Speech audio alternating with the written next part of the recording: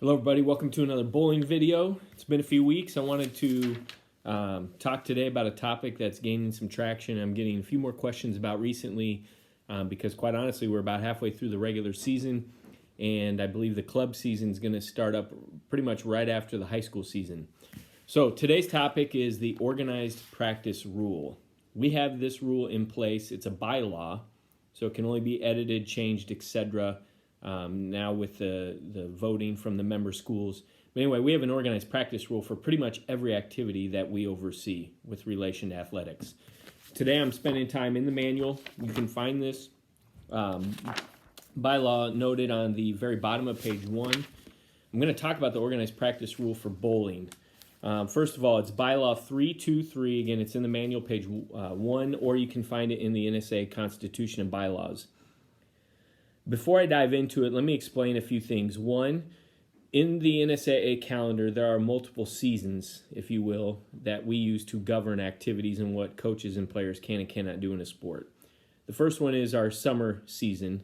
This generally starts the Tuesday after Memorial Day and goes all the way through the end of July.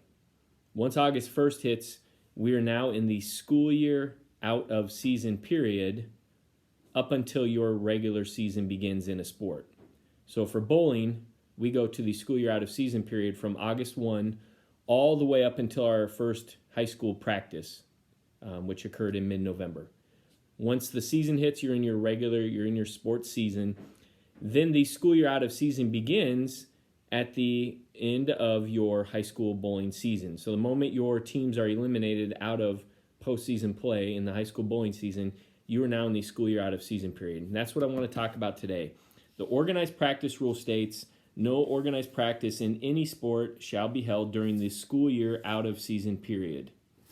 Furthermore, it says for bowling, an organized practice shall mean more than 4 students under the direct supervision of a sponsor. If more than one group is practicing at the same time, it shall be called an organized practice. So really, in short, what that means is once our high school bowling season is completed, once your team has been eliminated or they go all the way to the state championship, once that is complete, we're now in the school year out of season period, which the organized practice rule is in effect.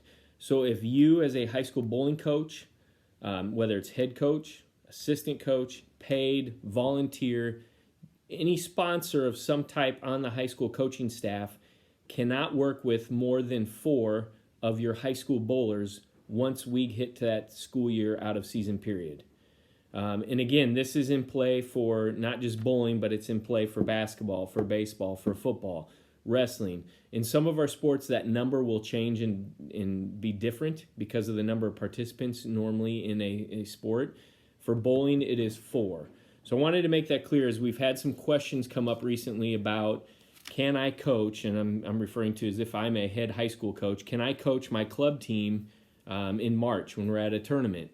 And the answer would be yes if you are abiding by that organized practice rule of 4 or less of your high school players on the team.